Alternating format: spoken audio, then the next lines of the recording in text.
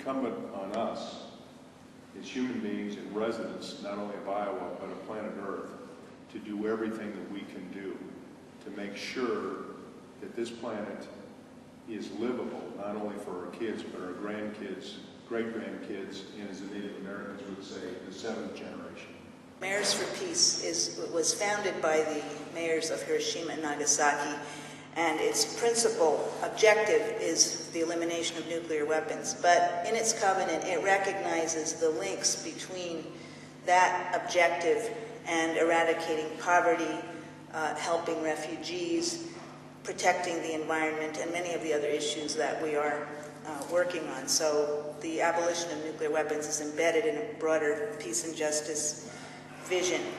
Mayors for Peace has grown since 2003, particularly under the leadership of Mayor Akiba of Hiroshima, and it now has 2,442 member cities in 131 countries, 121 members here in the United States. This is kind of a pilot project, if you will, to explore the linkages between climate protection, which is, of course, very high on the public's mind, and the need for the elimination of nuclear weapons, which has kind of slipped a little bit on the public's radar screen.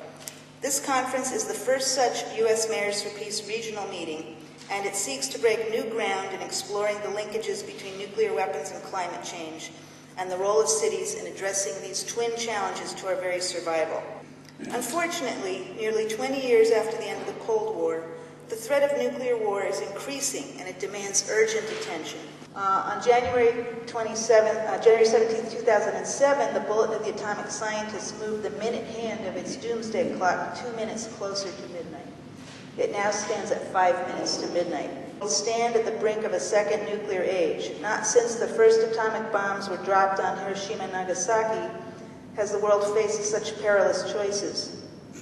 The failure to adequately secure nuclear materials and the continued presence of some 26,000 nuclear weapons in the United States and Russia are symptomatic of a failure to solve the problems posed by the most destructive technology on Earth. Why are nuclear weapons and nuclear war important? I mean, look at all the other problems we have in the world. Of all the things that face us, all the dangers, nuclear war is the one thing that can kill all of us within an hour. And everything that you love, everything you know, that usually gets people's attention. But the leaders of the world do not understand nuclear weapons and nuclear war. The new studies show us that half of 1% of the explosive power in the global nuclear arsenal is enough to cause profound and catastrophic changes in the global climate. This would be a war between India and Pakistan with 100 Hiroshima-sized nuclear weapons. A nuclear weapon is like a piece of the sun when you bring it to the earth. It's not like a conventional weapon. And a fireball, when it's formed instantly, is about a mile in diameter, and the temperatures at the center of this fireball are about 4 times hotter than the center of the sun. And so the heat and light from this explosion will simultaneously ignite fires over a total area of 40 to 65 square miles, just one bomb. The 40 or 65 square miles where these fires are lit within about 10 minutes coalesce into a single fire. And it's like a huge chimney effect. And so that rising air draws all the air from the outside of the fire towards the center of the fire. And within a few minutes, it creates hurricane-force winds. And these drive the flames horizontally over the ground. So the air temperatures in about 10 minutes become hundreds of degrees Fahrenheit above the boiling point of water. So anyone trapped in these fires is not going to escape. When they talk about, exit places from a nuclear detonation, it's a joke. There's no escape.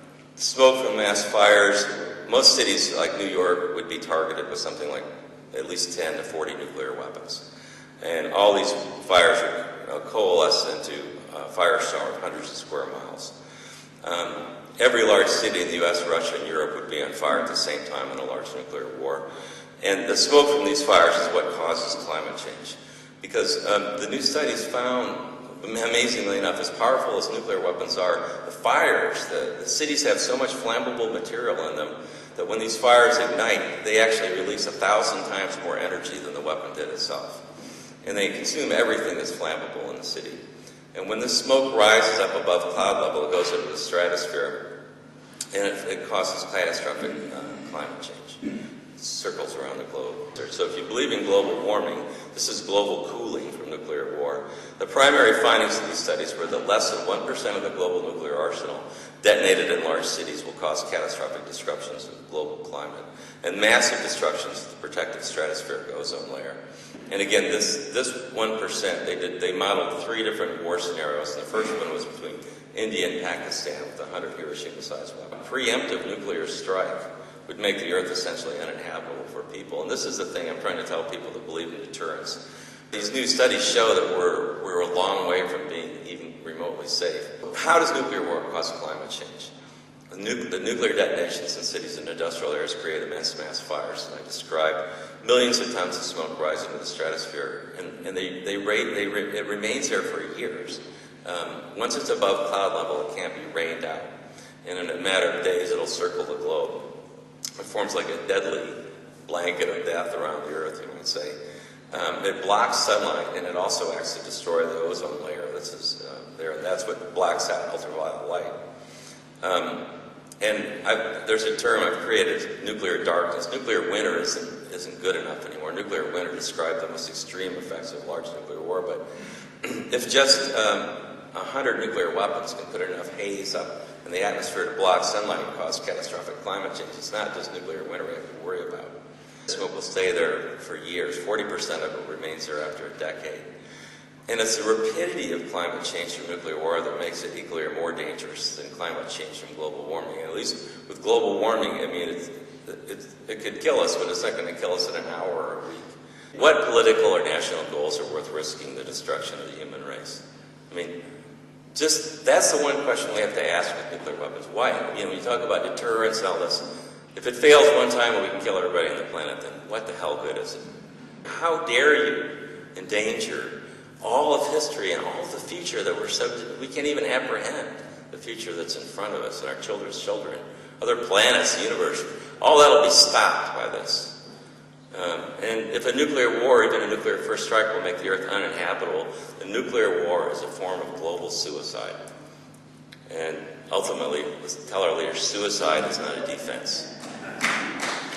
And we're hoping that this is the beginning of some civil society public outreach that will take place elsewhere in the country. There's too much of a tendency for policy discussions just to take place in Washington or maybe in New York.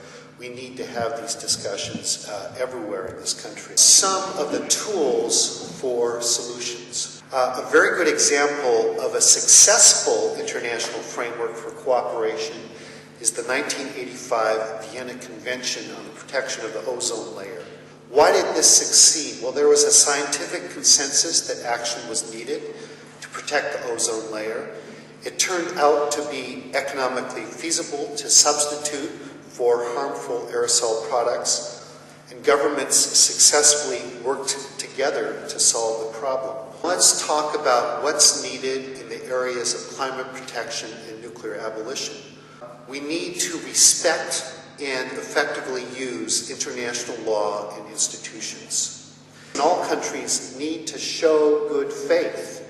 They need to keep promises and to do so in a way that is true to the purposes of the promises. Faith is a fundamental principle of international law without which all international law would collapse. And the United States is modernizing its nuclear weapons complex to be capable of maintaining and upgrading the U.S. arsenal for many decades to come. Is we need to start talking about how can the United States become a responsible partner in dealing with the problems of nuclear weapons and climate change. And part of that will be making effective use of these international frameworks. Involved in a process called the Climate Legacy Initiative, which is a joint effort between the University of Iowa Law School and the University of Vermont Law School, a focus to evolve the legal framework to make the current generation responsible to future generations. But I think a new framework that's evolving is this notion of our responsibility to our children and to our children's children, future generations.